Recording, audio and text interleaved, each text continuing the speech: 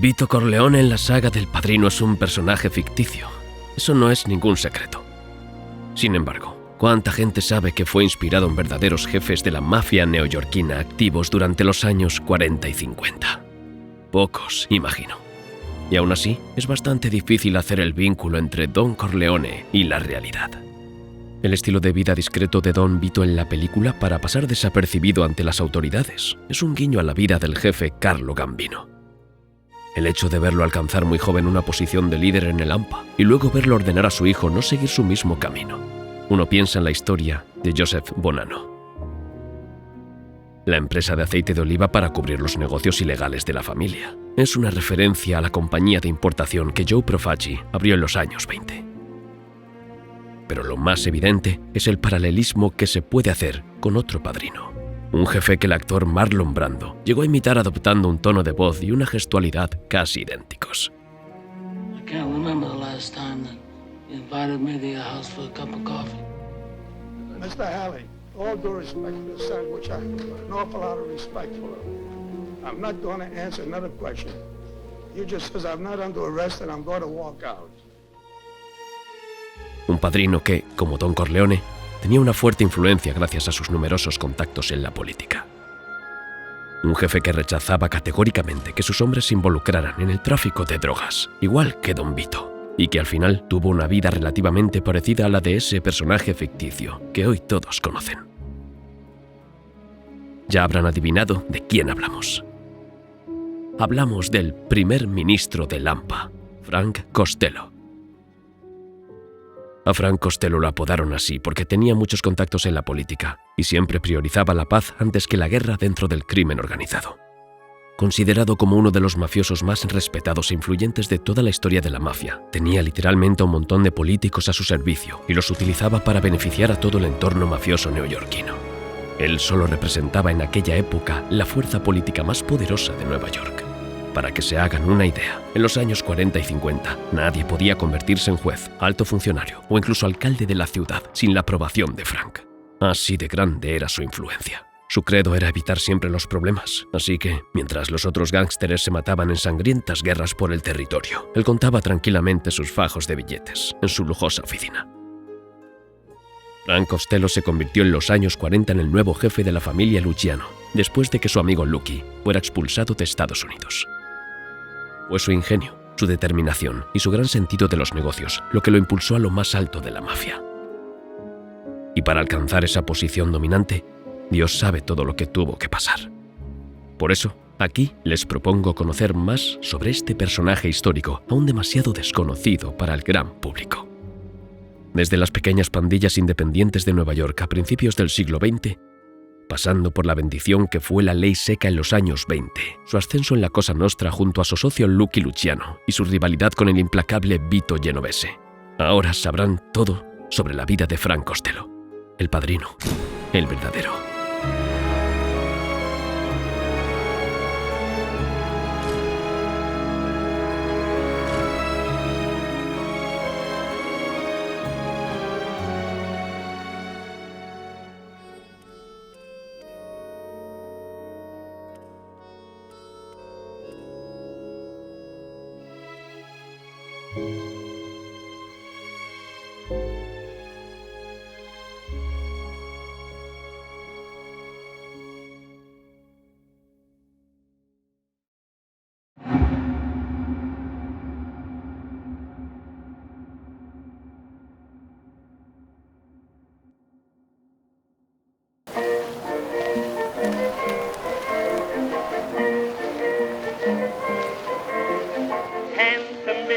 Was a sailor boy from Honolulu town. He just left his sweetheart, he's homeward bound.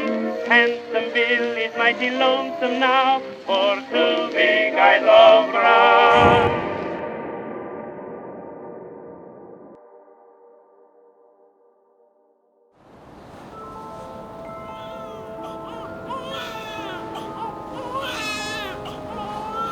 Es un niño, el sexto hijo de la familia Castiglia. Para los padres, Luigi y María, fue un acontecimiento bastante inesperado. no pensaban que el 26 de enero de 1891 sería el día del nacimiento de un nuevo hijo. Pero seguía siendo una buena noticia y ahora había que bautizarlo. Con la familia al completo, los Castiglia fueron a la iglesia de su pueblo, situado en la región calabresa, en Lauropoli. Luigi y María habían llevado con ellos a su hijo Eduardo y a sus 4 hijas. Buon augurio del bambino. Unos deseos recibidos con timidez por Luigi Castiglia. Su familia ya era muy pobre y la llegada de un 6º hijo no iba a mejorar las cosas. Su esposa, María, lo veía de otro modo. Para ella era un regalo de Dios. ¿Qué nombre quieren darle al niño?, pregunta el cura de la parroquia. Francesco. Francesco Castiglia. Así comenzaba la vida de quien más tarde sería conocido como Frank Costello.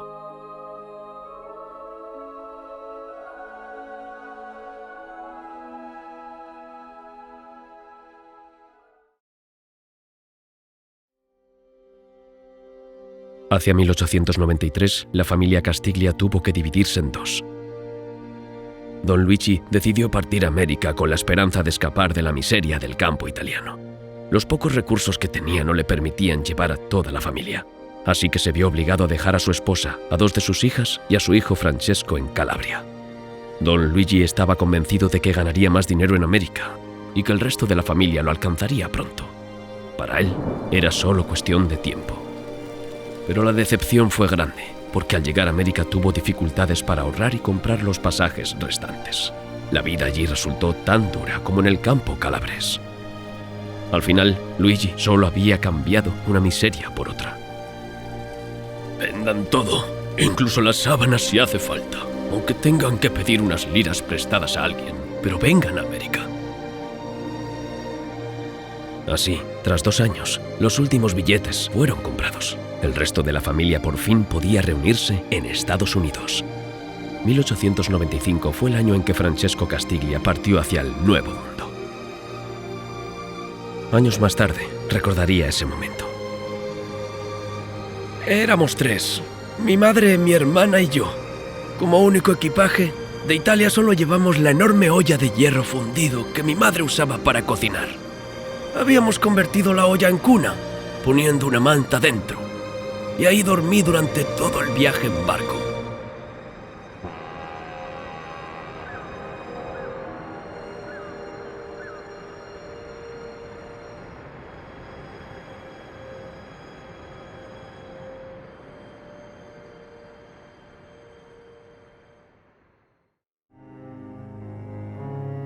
En América, los Castiglia se instalan en un apartamento precario del gueto italiano de East Harlem, en Nueva York.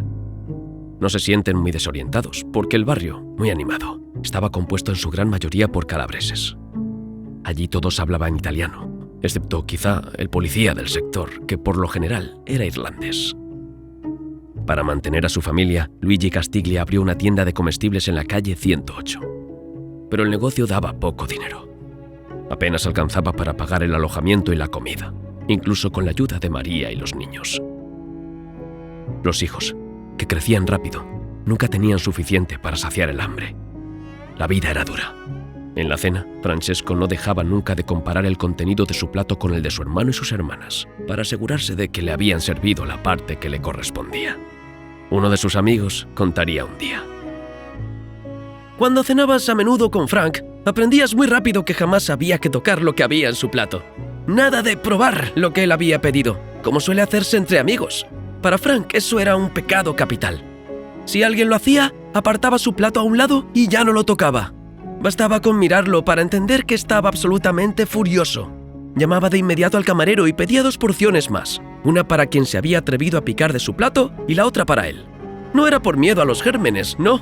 Simplemente odiaba que alguien comiera de su plato. Creo que esta fobia venía de su infancia tan pobre. Defendía inconscientemente el contenido de su plato contra cualquier intrusión.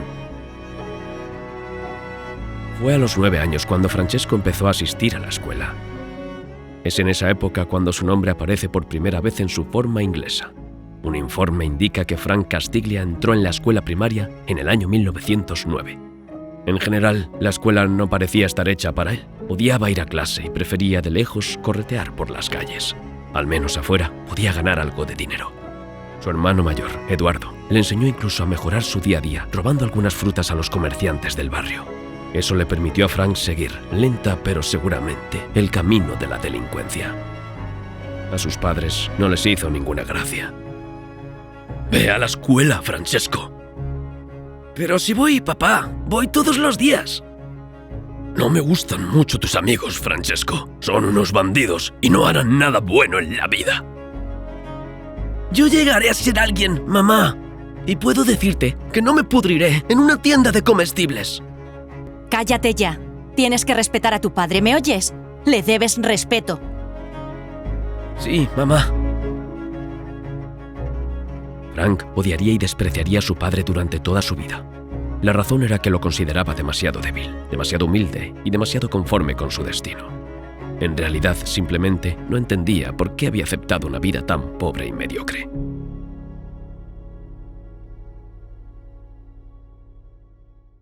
Frank dejó la escuela definitivamente a los 13 años. A partir de entonces se integró por completo en la pequeña delincuencia de su barrio. La escuela del crimen fue el lugar que Frank eligió para educarse. Una escuela que, a comienzos del siglo XX, formaría en los guetos de Nueva York a algunos de los mayores gángsteres de la historia de Estados Unidos. Frank estaba a punto de formar parte de ellos. Antes de los años 20 en Nueva York, los gángsteres no se mezclaban y generalmente se quedaban entre los suyos. Los irlandeses con los irlandeses, los judíos con los judíos, los italianos con los italianos. Los irlandeses tenían entonces el West Side, mientras que los italianos y los judíos controlaban el East Side. Donde vive Frank Castiglia es un siciliano y jefe mafioso llamado Ignazio Lupo, quien domina el sector en los años 1900. Lupo el Lobo, como lo apodaban, había logrado hacerse con el control de la ciudad fusionando su organización con la familia de Giuseppe Morello. La Cosa Nostra siciliana, de la que formaba parte, dominaba claramente la AMPA neoyorquina en esa época. Otras organizaciones, como la Camorra napolitana o la 'Ndrangheta calabresa, también tenían cierto nivel de influencia, pero eran los sicilianos quienes reinaban sobre el mundo clandestino. En sus orígenes, la mafia era una sociedad secreta creada por sicilianos para sicilianos. Proteger a su pueblo de los abusos cometidos por los numerosos invasores. Eso era lo que había hecho a lo largo de su historia, hasta convertirse en un verdadero estado dentro de un estado. Pero el problema fue que, una vez importada a Estados Unidos, los jefes de la mafia decidieron olvidar lo que había sido la esencia misma de su organización y empezaron a extorsionar a sus propios hermanos italianos. Ignazio Lupo formaba parte de esos extorsionadores. Sus hombres iban a tocar las puertas de los comerciantes y les exigían pagar un impuesto a cambio de protección. Y si tú eras ese comerciante, más te valía pagar la cuota, porque si no, te daban una paliza sin piedad. Y si eso no bastaba, quemaban tu tienda sin más. Si ibas a denunciarlo a la comisaría del barrio, era la muerte asegurada. Pero antes de hacerte daño, la mafia solía advertirte enviándote una carta marcada con una mano negra.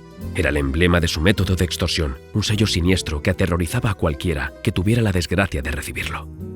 Estas bandas de extorsionadores, conocidas como la Mano Negra, no estaban tan organizadas como la mafia moderna que surgiría a partir de los años 30.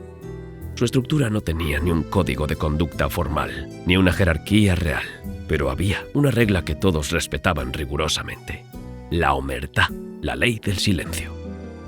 Frank Castiglia, que en esa época seguía su aprendizaje en las calles de East Harlem, la respetaba también de forma estricta. Había visto que en su barrio los soplones no eran bien vistos. Soltar información en una comisaría equivalía a ser despreciado en la calle, tratado como menos que nada. En el peor de los casos, significaba firmar tu sentencia de muerte. Frank lo había entendido perfectamente, tanto así que no delataría a una sola persona en toda su vida, ni siquiera a sus enemigos. Los jefes mafiosos asociados de la familia Morello, que en ese momento tenía la mayor influencia en Nueva York, fueron arrestados y enviados a prisión por falsificación. Estas detenciones permitieron entonces que otro jefe del crimen tomara el relevo. Un jefe no siciliano esta vez, sino napolitano y afiliado a la Camorra, Josué Gallucci. Tras la caída de influencia de la familia Morello, Gallucci tomó efectivamente el poder en East Harlem. Era conocido por ser un hombre de negocios próspero, una riqueza que obtenía gracias al chantaje, la lotería clandestina y su gran influencia dentro del aparato político demócrata, lo que le otorgaba una casi inmunidad frente a las fuerzas del orden. No es imposible que Frank se haya inspirado en Gallucci cuando uno conoce el camino que tomaría después en el crimen organizado. Sea como sea, para Gallucci su reinado terminó brutalmente en la noche del 17 de mayo de 1915. 5 gángsteres de una banda napolitana rival decidieron esa noche matarlo a él y a su hijo en un café.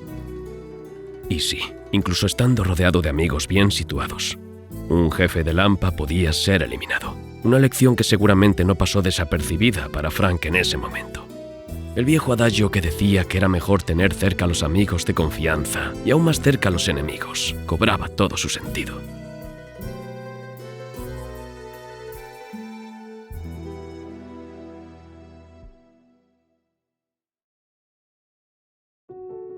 ¿Por qué no te vas a trabajar? Ese día, don Luigi Castiglia se preguntaba qué hacía su hijo, ya que los vecinos lo habían visto vagar por las calles todo el santo día. Extrañamente, Frank decidió esta vez escucharlo. Salió a buscar trabajo, como le había dicho su padre, y encontró uno con un repartidor de pianos. Pero no duró ni un año. El trabajo era demasiado duro y mal pagado, así que para Frank la decisión fue rápida. Mejor soportar la bronca de su padre que trabajar 12 horas al día por una miseria. La tentación de la calle era demasiado fuerte y Frank volvió entonces a actividades poco católicas, como el robo al descuido y los allanamientos. Pasaba prácticamente todo su tiempo allí, hasta que un día lo atrapó un policía en pleno delito durante su ronda. Frank fue arrestado y ya estaba en camino a la comisaría cuando, de repente, un concejal que lo reconoció intervino. Me encargo yo de este pequeño macarroni. El agente, sin complicarse, dejó que el político se ocupara de Frank. Acabo de hacerte un favor, chico. Trata de recordarlo cuando necesite tu ayuda. ¿Por qué ese hombre le había hecho ese favor librándolo de las manos del policía? Entonces lo entendió. Acababa de comprender la importancia de hacer favores a los demás. Era como depositar dinero en el banco. Uno podía sacar del fondo cuando lo necesitaba, y cuanto más grande fuera, más cómodo se estaba. Una lección que no dudaría en aplicar más tarde para desarrollar uno de los mayores tráficos de influencia de la historia del crimen organizado estadounidense. Fue también en esa época cuando Frank Castiglia cambió de nombre. Desde entonces se hacía llamar Frank Costello. ¿Por qué Costello? No se conoce realmente la razón. Tal vez lo cambió para que los policías no llegaran hasta sus padres, o quizá para integrarse mejor en la sociedad, ya que Costello era un apellido irlandés. Pero puede que haya otra razón. Esta provendría esta vez de las memorias de Charlie Lucania, más conocido como Lucky Luciano, un inmigrante italiano que, al igual que Frank, se forjaba en las calles del East Side. Existen varias versiones sobre cómo se conocieron los dos hombres. Según una de ellas, habrían hecho connaissance a comienzos de los años 20. Sin embargo, otra versión, contada por el propio Lucky Luciano, afirma que se habrían conocido algunos años antes. Ocurrió en un cine de Times Square. Era un sábado por la noche y él había subido al centro con algunos de mis muchachos solo para ver qué se cocinaba por ahí. Nos gustaba ir al cine porque esas películas mudas tenían subtítulos y eso nos ayudaba a aprender inglés. Siempre nos sentábamos en el balcón, claro. Primero porque era más barato y luego porque podíamos tirar cosas a la gente sentada abajo y armar un lío tremendo en la sala. Esa noche, el director echó al mismo tiempo que a nosotros a otra banda que estaba sentada al otro lado del balcón. Uno de los tipos era un poco mayor que nosotros y dirigía una banda llamada el Gang de la Calle 104. Nos conocimos y me dijo que no venía de Sicilia, sino de Cosenza, en Calabria.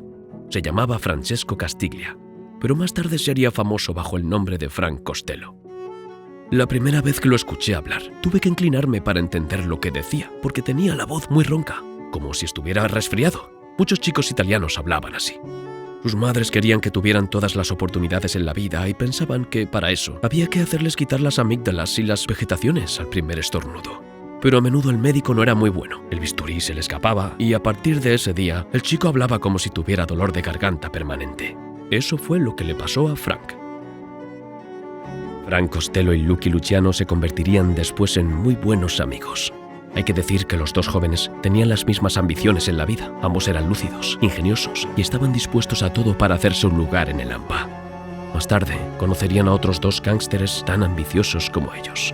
Meyer Lansky, un tipo bajito, astuto y duro de pelar.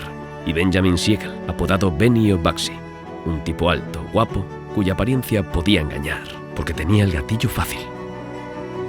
Los cuatro formaron entonces una banda. asociación que Luciano recuerda así. Éramos el mejor equipo que haya existido. Conocíamos nuestro negocio mejor que cualquiera en la calle. Éramos como los 4 caballeros de Notre Dame, excepto que uno se pregunta qué harían 2 judíos en Notre Dame. Y para volver a otra posible razón de la elección del nombre Costello, Lucky Luciano cuenta esta anécdota en la que el grupo recién formado comete su primer golpe.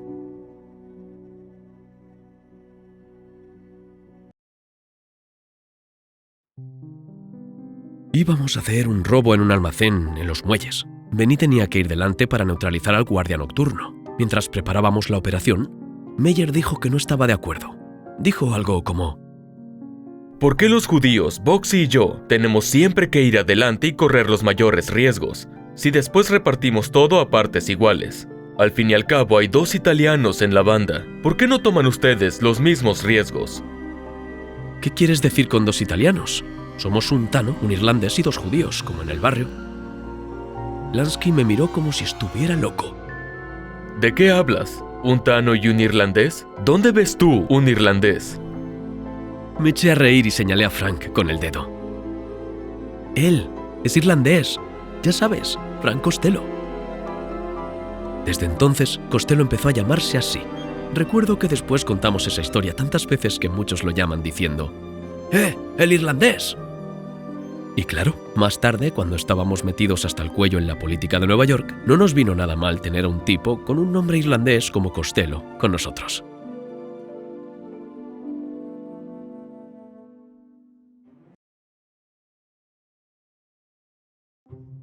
Cuando se juega con fuego, uno acaba quemándose. Frank Costello, tarde o temprano, iba a enfrentarse a la justicia. Solo era cuestión de tiempo. Su primera detención tuvo lugar el 25 de abril de 1908. Ese día, Frank, acompañado de otros 2 jóvenes delincuentes, fue arrestado en el Bronx después de haber golpeado y robado a un vendedor de carbón. Ante el juez se declaró no culpable y obtuvo un sobreseimiento. Para ser la primera vez, digamos que salió bien parado. Luego vino otra detención el 16 de octubre de 1912, en la calle 108, esta vez por un robo a mano armada. Frank, siempre con 2 cómplices, robó cerca de $3.600 en efectivo y $200 en joyas a una ama de casa. El día del juicio volvió a declararse no culpable y, por algún milagro, consiguió otro sobreseimiento. Tal vez amenazó a la denunciante para que retirara los cargos, nadie lo sabe. Pero después cometió el delito de más.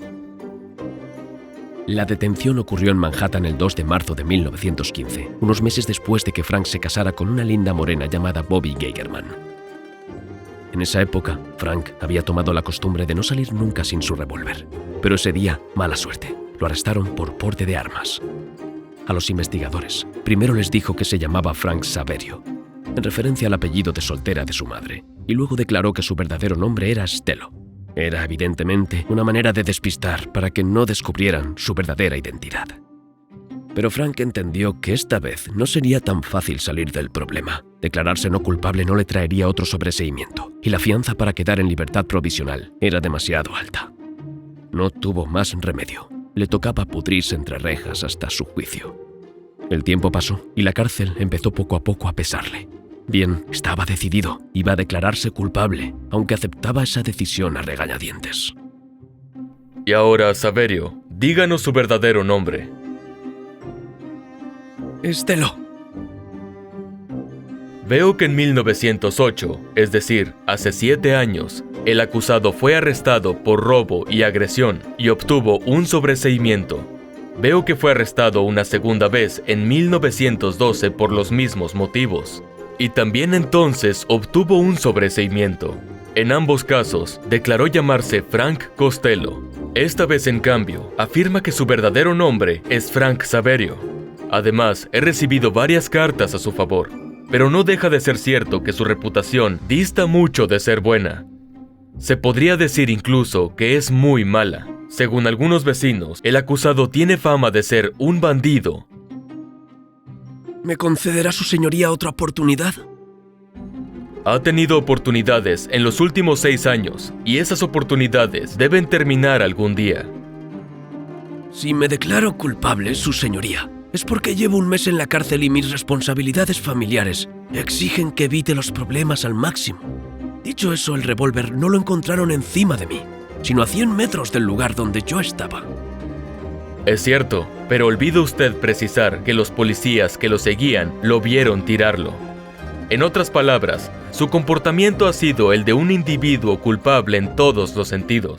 Lo condeno a 1 año de penitenciaría, aunque la ley estipula que el delito que ha cometido debería valerle 7 años de prisión.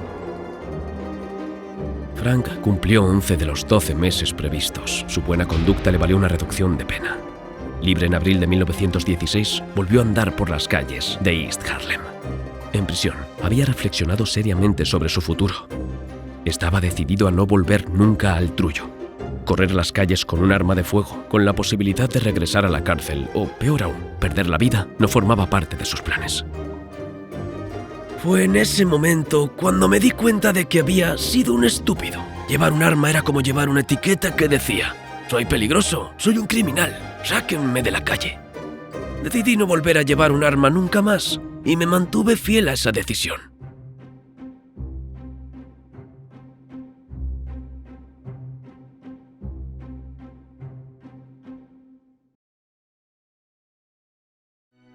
Claramente, Costello debía romper con la pequeña delincuencia. Lo que tenía que encontrar eran oportunidades de negocios serios, fueran legítimos o no. Y fue en ese momento cuando llegó el mejor regalo que un pequeño gángster como él podía soñar para cambiar de nivel en el mundo del crimen. Un acontecimiento mayor que pronto transformaría su vida y la de muchos otros delincuentes de los barrios populares de Nueva York. La prohibición.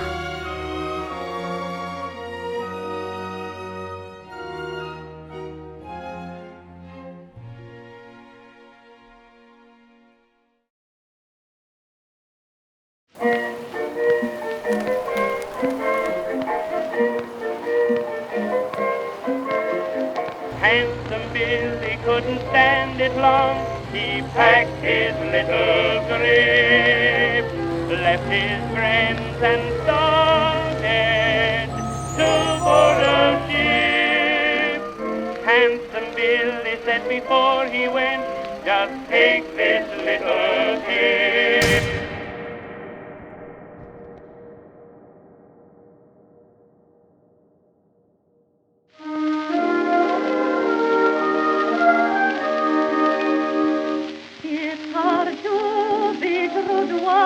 When I'm not built that way, I may promise, but it's 2 to 1. Before the week is out, I'll stray. But frankness is due to one who craves my every kiss. So I make it plain in my refrain that the best I can do is this.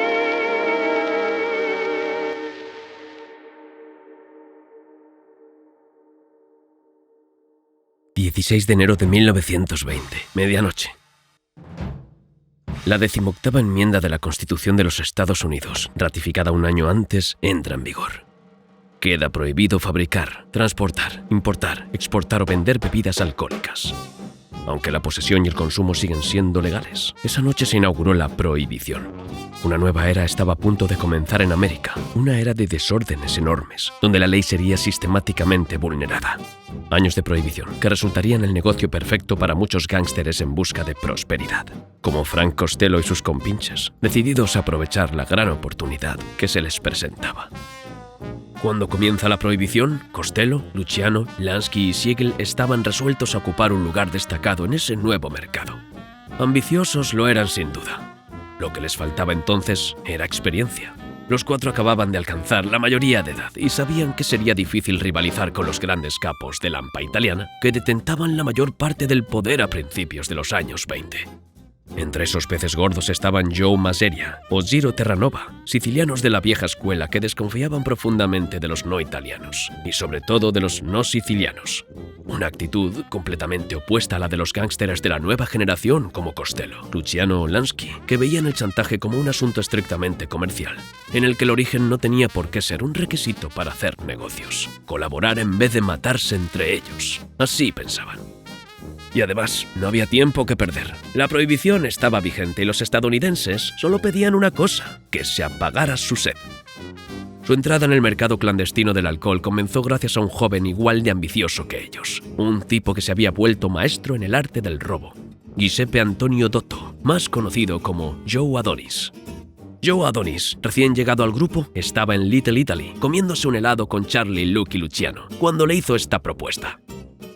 Charlie, sé que nunca hemos trabajado juntos y no me gusta pedir favores, pero necesito $10,000 para comprar un cargamento de whisky en Filadelfia. Y si me los adelantas, te ofrezco el 50% de las ganancias. La víspera, Adonis había conocido a Waxy Gordon, un traficante de alcohol clandestino de Filadelfia. Waxy le había ofrecido un cargamento de whisky escocés de origen garantizado, pero Adonis no tenía fondos suficientes para cerrar el trato. Por eso acudió a Luke y Luciano, que recuerda. Le puse la mano en el hombro a Adonis y le dije que guardara su dinero porque acababa de encontrar un socio que financiaría toda la operación. Llamé a Costello, Lansky y Siegel y una hora más tarde nos reunimos. Entre los cuatro reunimos $35,000 en efectivo y a la mañana siguiente Adonis y yo partimos. Luciano y Adonis se encontraron con Waxy Gordon y cerraron el trato, el primer negocio de una larga serie. Los beneficios eran infinitamente mayores que los que podíais obtener atacando a víctimas inocentes o sus bienes, y las penas eran infinitamente más leves, y las posibilidades de caer algún día bajo esas penas eran prácticamente inexistentes. La protección se compraba en todos los niveles. Desde que éramos chicos sabíamos que podíamos comprar a la gente. La cuestión era solo a quién comprar y por cuánto. Al fin y al cabo, los ejemplos nos sobraban alrededor. Desde el policía de uniforme hasta el comisario, desde el chivato del barrio hasta los políticos más influyentes. Sabíamos que la mayoría de esos tipos tenían la mano extendida.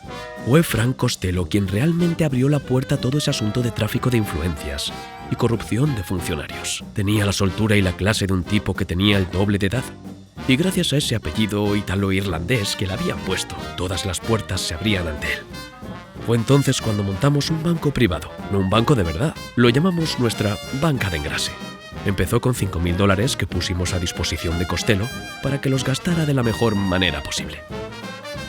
Cuando hicimos ese primer negocio en Filadelfia, casi dimos en el banco a la primera. Fue como si hubiéramos partido desde la cima y empezado a subir desde ahí.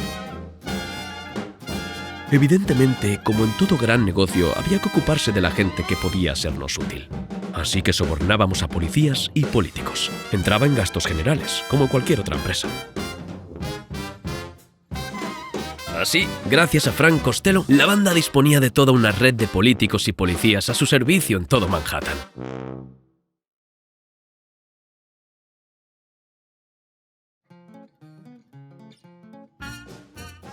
Además de sus actividades con Luciano, Lansky y Siegel, Costello se asoció también con uno de los mayores traficantes de alcohol de la prohibición, William Vincent Dwyer, un gángster irlandés al que llamaban Big Bill. Y no lo llamaban así por su físico imponente, sino por su gran cuenta bancaria y su enorme influencia política. Dwyer y Costello se asociaron en 1923. En esa época, Dwyer, ya bien establecido en el tráfico de alcohol, había recibido una propuesta de Costello que le garantizaba protección total contra los saqueadores, que atacaban cada vez más a los contrabandistas. Sufrir ese tipo de asaltos para un bootlegger significaba perder mucho dinero. Por eso William Dwyer aceptó la propuesta de Frank. Aunque probablemente no tenía otra opción si no quería buscarse problemas serios. La asociación Costello-Dwyer fue desde entonces una de las más eficaces y lucrativas de la historia de la prohibición. Cada año importaban en promedio $40 millones en alcohol, y fueron los únicos contrabandistas durante la prohibición a los que no les robaron ni siquiera un camión. Todo un logro. Con el dinero entrando cada vez más, Frank empezó a cambiar progresivamente de nivel en el mundo del crimen. La prohibición lo estaba haciendo rico, y no poco, lo que le permitía invertir en otros negocios, como el inmobiliario. Como hombre de negocios implacable, vigilaba cada dólar invertido. Ese éxito le abrió las puertas de la buena sociedad, un mundo en el que Frank se sentía como pez en el agua. Era amistoso, inspiraba confianza de forma natural y tenía el porte de alguien que no resultaba para nada inquietante.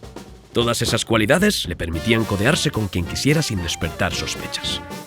Esa credibilidad aparente, Frank Costello la usaría para ampliar su influencia y sus contactos entre personas de alto nivel. Conoció políticos, jueces, periodistas, concejales e incluso estrellas de cine.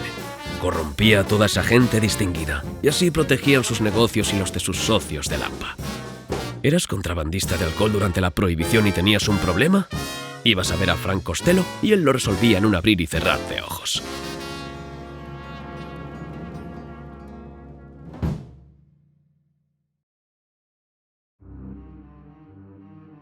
A los judíos Costello siempre los apreció. Según él, ellos y los italianos tenían mucho en común como recién llegados a América. Las dos comunidades habían vivido separadas en los guetos de Manhattan, sí, pero ambos habían pasado por las mismas miserias. Cuando se trataba de asociarse con ellos para hacer negocios, Costello no tenía ningún problema. Ya se había asociado con algunos como Lansky o Siegel. De hecho, estaba a punto de introducir a otro en la banda de Luciano, un tal Arthur Flegenheimer, más conocido como Deutsche Schultz, un gángster que reinaba como amo absoluto del mercado de alcohol clandestino en el Bronx. Pero esta llegada no fue bien vista por otro miembro del grupo, Vito Genovese. Vito Genovese era un gángster napolitano que había sido reclutado en la banda un tiempo antes. No era muy querido, especialmente por Luciano y Costello, pero tenía el mérito de ser bueno para los negocios y además era despiadado, pese a su pequeña estatura. Un día, Luciano reunió a sus asociados para discutir la posible incorporación de Deutsche Schultz. Estaban presentes Costello, Vito Genovese, Lansky y Siegel. La reunión comenzó y llegó el momento en que Frank Costello decidió abordar el tema por el que todos estaban allí. Vito lo escuchó y luego empezó a gritar. Luciano recuerda la escena. ¿Qué significa esto? ¿Intentas echarnos encima toda una banda de Yiddish? Antes de que Benny o Meyer tuvieran ocasión de abrir la boca, Frank casi le estampa el puño en la cara y luego dijo, muy tranquilo: «Será mejor que cierres la boca, don Vitone, porque tú también eres un maldito extranjero». A partir de ese día, cuando alguien quería restregarle a Vito su propia mierda, lo llamaba don Vitone en su cara o a sus espaldas. Y Vito nunca le perdonó a Frank haberle recordado que no era siciliano y que nunca sería realmente uno de los nuestros. Ese cabrón de Vito tenía memoria de elefante y paciencia de lagarto, y durante 35 años esperó la ocasión de volarle la cabeza a Frank. La rivalidad entre Frank Costello y Vito Genovese no hacía más que empezar.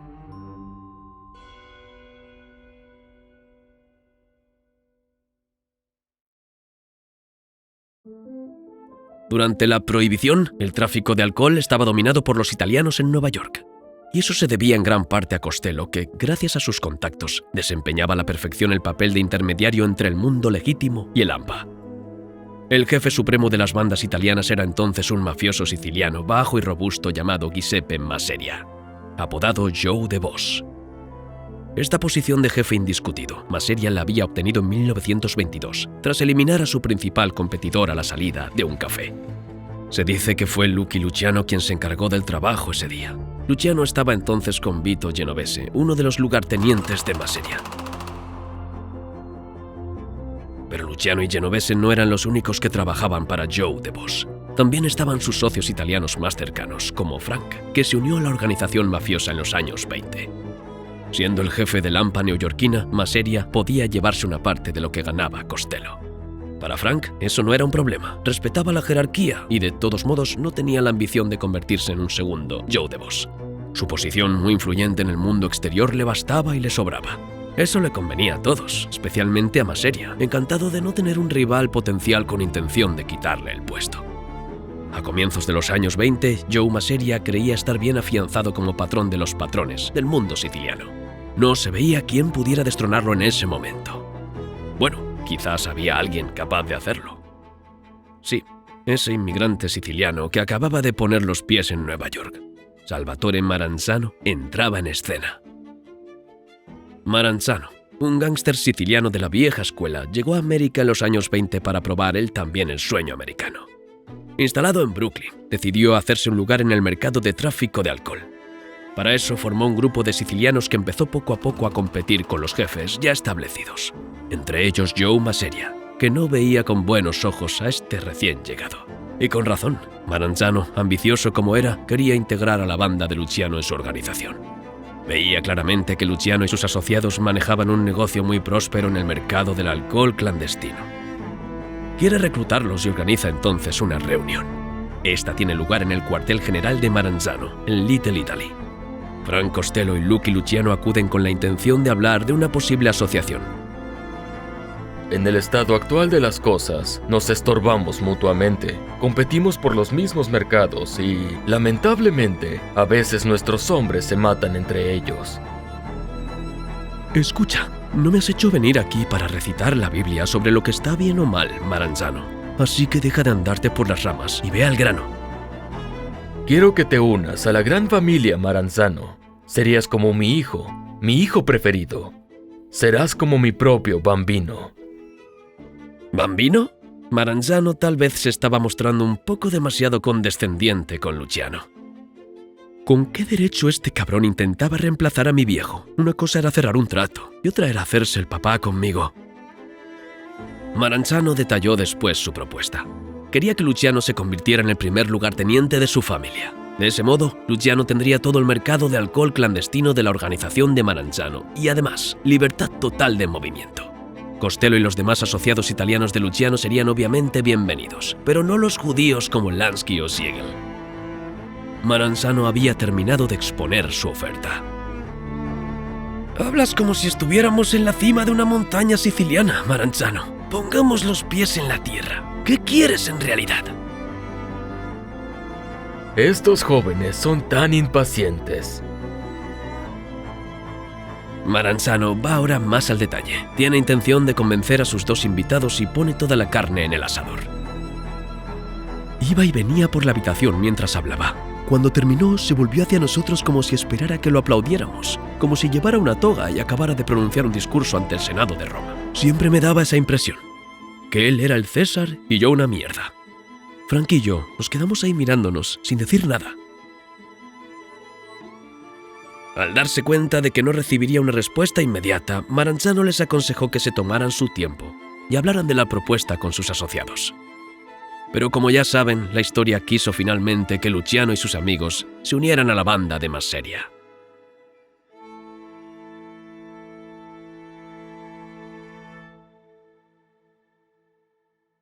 «1929 es un año importante en la historia de Lampa.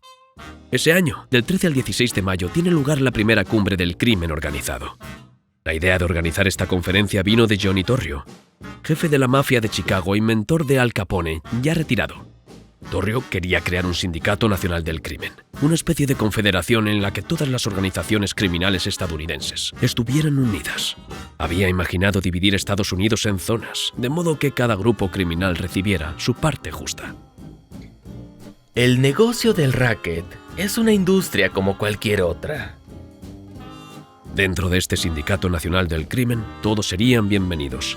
Por supuesto los mafiosos italoamericanos, pero también los gángsteres judíos, irlandeses y criminales afroamericanos. Esta convención debía sentar las bases de una mafia nueva, más moderna. Un proyecto visionario que hizo soñar a Costello, Luciano y Lansky, quienes compartían la misma visión que Torrio. Así que lo ayudaron a organizar la conferencia. El lugar fue elegido: Atlantic City. Frank Costello se encargó de las invitaciones. Así, llega a Atlantic City la delegación de Nueva York, la más grande de la reunión, compuesta por Johnny Torrio, Lucky Luciano, Meyer Lansky, Joe Adonis, Vito Genovese y Deutsch Schultz. La del estado de Nueva Jersey, con Willie Moretti y Longy Zwillman. Chicago, con Al Scarface Capone, Frank Nitti y Jake Guzik.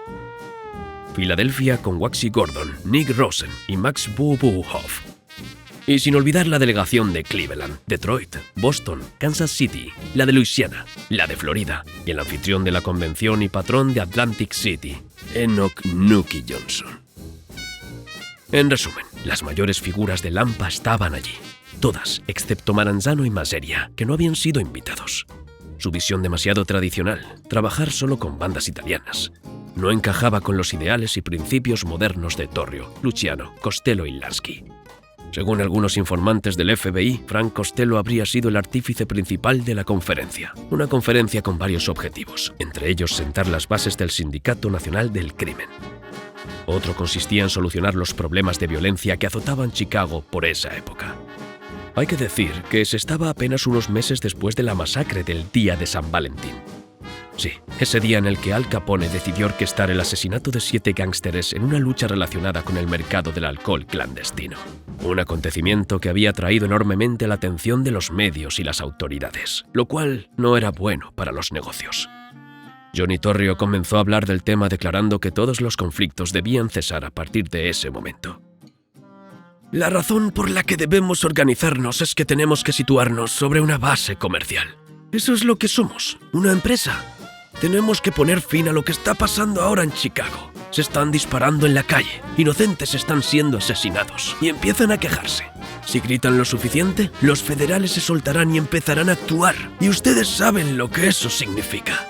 Estamos en una situación en la que se pueden ganar millones de dólares, simplemente dando a la gente lo que quiere. Bastante atrevido por parte de Costello. Está claro que Capone debía sentirse aludido en ese momento. Conociendo su temperamento explosivo, había que tener agallas para cuestionar su comportamiento. Costello tenía entonces un plan para poner fin a ese derramamiento de sangre. En prisión. Tenemos que resolver este asunto ahora mismo. Si vuelves a Chicago después de la masacre del día de San Valentín, los hombres de O'Banion entrarán en guerra y la tensión subirá. Creemos que necesitas unas vacaciones, Al.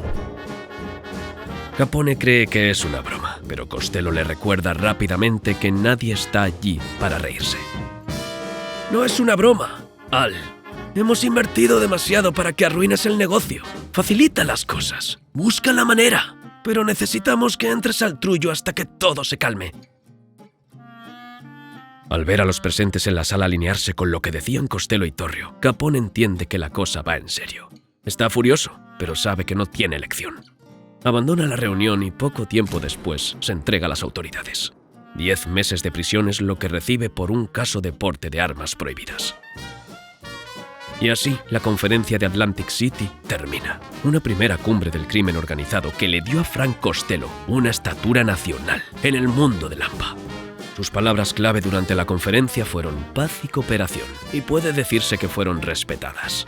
Sus colegas, venidos de todos los rincones de Estados Unidos, pudieron ver sus grandes dotes de diplomático en la resolución del conflicto de Chicago.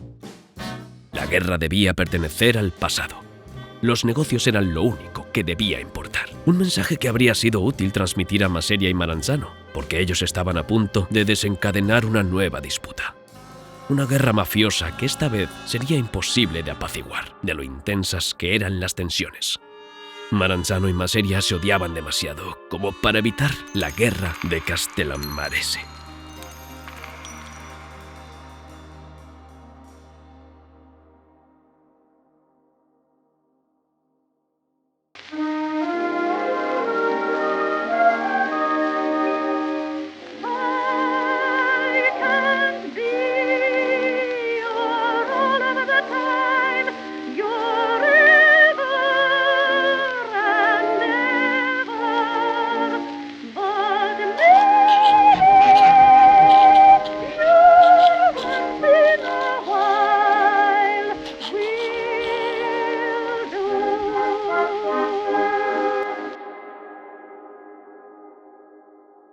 Joe Maseria y Salvatore Maranzano eran a finales de los años 20 los dos jefes mafiosos más importantes de Nueva York.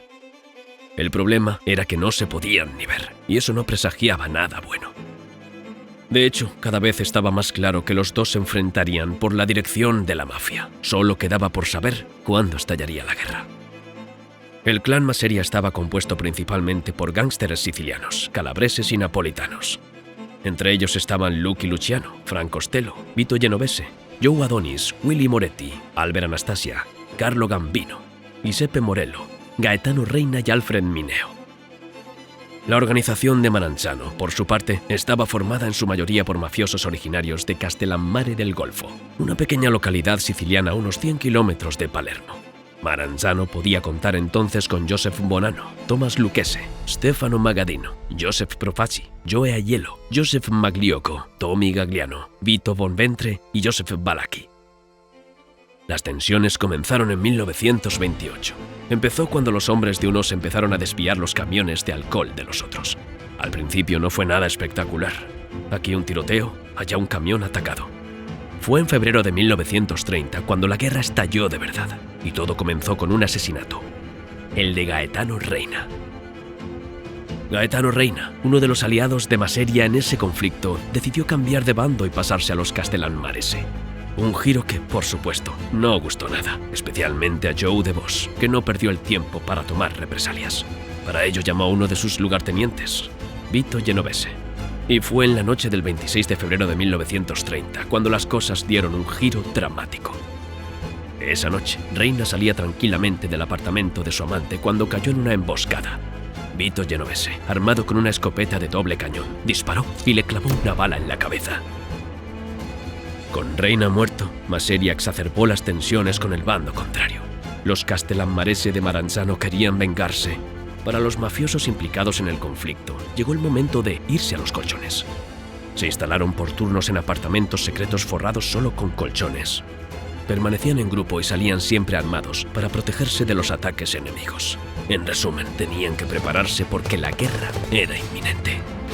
El conflicto entre los hombres de Maseria y Maranzano alcanzó su punto álgido. La guerra de los Castellammarese, oficialmente abierta, se tornó cada vez más violenta en las calles de Nueva York. Frank Costello, también aliado de Maseria, logró mantenerse al margen de los combates sin parecer desleal. Ayudó, por ejemplo, a Joe DeVos cuando éste escapó por milagro de la muerte tras un tiroteo. Huyendo, Joe había perdido su abrigo, lo que permitió a las autoridades dar con él. Afortunadamente, Joe pudo contar con Frank, que unos días después se presentó en una comisaría del Bronx para arreglar el asunto. Transmitió entonces a los policías el siguiente mensaje: nadie debía tocar ni un solo cabello de Maseria. Hacer favores no suponía problema para Costello, pero desaprobaba esa guerra. Para él era inútil. Un conflicto de ese tipo solo perjudicaba los negocios. Luciano y Genovese pensaban igual. Todos esos enfrentamientos provocados por los viejos Don tenían que acabar cuanto antes. Sobre todo porque su jefe estaba a punto de perder la guerra. Costello, Luciano y Genovese intentaron convencer a Maseria en ese sentido, pero fue en vano. Joe hacía oídos sordos. Al no poder lograr la paz, solo les quedaba una solución: conspirar contra Joe DeVos para acabar definitivamente con la guerra. Pactar con el enemigo. Eso era lo que iban a hacer. Luciano, Costello, Lansky y sus aliados en realidad llevaban tiempo planeando tomar el poder en el AMPA. Solo esperaban la ocasión, que por fin se había presentado. Los viejos Don, como los llamaban, solo les impedían edificar las nuevas bases del crimen organizado. Nosotros, los jóvenes, odiábamos a esos viejos bigotudos y todo lo que representaban. Tratábamos de montar una organización acorde con los tiempos, y esos dos vivían con un siglo de retraso. Sabíamos que acabaríamos con los viejos y sus ideas. Era solo cuestión de elegir el momento oportuno. Para nosotros, deshacernos de Maseria y Maranzano era un poco como para una empresa demoler una casa vieja para construir un edificio nuevo. Había que derribar a esos ancianos para limpiar el terreno. La primera etapa fue, por tanto, deshacerse de Maseria. Para ello, Luciano y sus asociados organizaron una reunión secreta con Maranzano. Al término del encuentro, ambas partes llegaron a un acuerdo. Luciano y sus amigos se encargarían de eliminar a Maseria, con la garantía de que el bando contrario no llevaría a cabo ninguna purga una vez eliminado Joe DeVos. Maranzano, igual que ellos, decía querer la paz. La guerra de los Castellammarese había derramado demasiada sangre y era imprescindible restablecer el orden en las calles de Nueva York. El apretón de manos entre Lucky Luciano y Salvatore Maranzano significó ese día la sentencia de muerte de Maseria. 15 de abril de 1931. Lucky Luciano está a solas con Maseria en una de las oficinas del viejo Don. Luciano le expone las líneas generales de un plan para asesinar a una impresionante lista de lugartenientes de Maranzano, lo que daría a Maseria una victoria total. Llevaba ya 2 horas hablando, y ese viejo Joe se reía y se relamía como si le hubieran hecho probar la sangre de Maranzano en una copa de oro.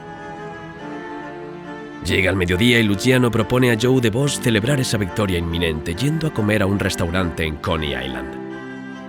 Vi brillar los ojos de Maseria en cuanto mencioné cocina gourmet, y al reservar mesa por teléfono pedí suficiente comida para alimentar a un elefante, y se le caía la baba literalmente por la boca. Una vez allí, hacen su pedido, Maseria más que Lucky, ya que Joe tardaría casi 3 horas en terminar su comida. Un poco antes de las 3:30, Luciano le propone a Maseria relajarse jugando a las cartas. Maseria acepta, juegan una primera mano y al comienzo de la segunda, Lucky se levanta y se disculpa. Tiene que ir al baño. Pero en cuanto la puerta del lavabo se cierra, un grupo de hombres armados irrumpe en el restaurante. Todo había terminado para Joe. Las múltiples balas incrustadas en su nuca acabaron con él. Su muerte marcaba el fin de la guerra, que dejaba como vencedor a su gran rival, Salvatore Maranzano, que no perdió el tiempo para saciar su sed de grandeza organizando una reunión en la que debía ser coronado capo di tutti capi. Todos los grandes mafiosos neoyorquinos estuvieron presentes para presenciar lo que debía convertir a Maranzano en jefe supremo de la mafia. De aquella reunión surgió la creación de las 5 familias de Nueva York. Se reorganizó la jerarquía mafiosa y Maranzano se convirtió en el jefe de todos los jefes.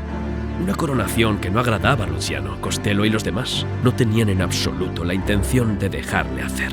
Sabían perfectamente que no estaban seguros ahora que Maranzano tenía todos los poderes. Luciano, Costello y sus asociados decidieron conspirar contra el nuevo rey. Con el apoyo de otros jefes mafiosos, el complot tomó forma. Maranzano se dio muy pronto cuenta de lo que se tramaba. No pensaba dejarles actuar y quiso atacar primero. Elaboró entonces una lista de 60 personas que debían ser ejecutadas y la presentó a uno de sus lugartenientes más fieles, Joseph Balacchi. Esa lista incluía, entre otros, a Frank Costello, Lucky Luciano, Vito Genovese, Joe Adonis, Vincent Mangano, Deutsche Schultz y Al Capone, quien había apoyado a Maseria contribuyendo masivamente al fondo de guerra desde Chicago. Pero Maranzano no fue el único en redactar una lista negra. Luciano y sus aliados también hicieron una, con la diferencia de que la suya incluía a todos los mafiosos de la vieja escuela, empezando por Salvatore Maranzano. 10 de septiembre de 1931. 4 hombres enviados por la banda de Luciano y disfrazados de agentes federales entran en la oficina de Maranzano. Maranzano oye un alboroto, sale para investigar y de repente se encuentra frente a un grupo de hombres armados y amenazantes. Intenta refugiarse en su despacho, pero ya es demasiado tarde.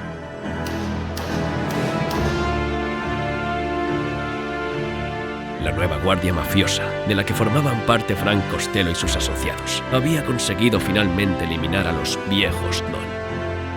Ahora podían organizar el crimen como les diera la gana. Era el inicio de una nueva era, extremadamente próspera, en la que Frank Costello desempeñaría un papel determinante. La historia no hacía más que comenzar.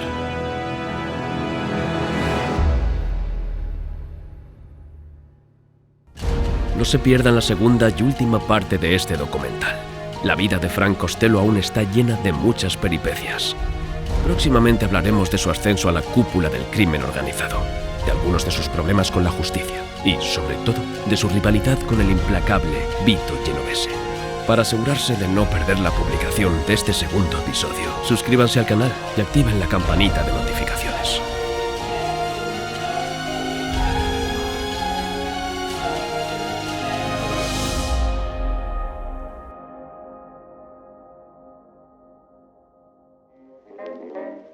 Gracias por tomarse el tiempo de ver la primera parte de mi documental sobre Frank Costello.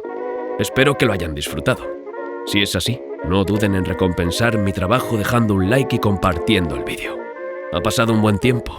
Espero no haberlos hecho esperar demasiado. Muy pronto llegarán nuevos contenidos, así que no duden en suscribirse. Les agradezco de antemano por su apoyo. Cuídense mucho y hasta muy pronto.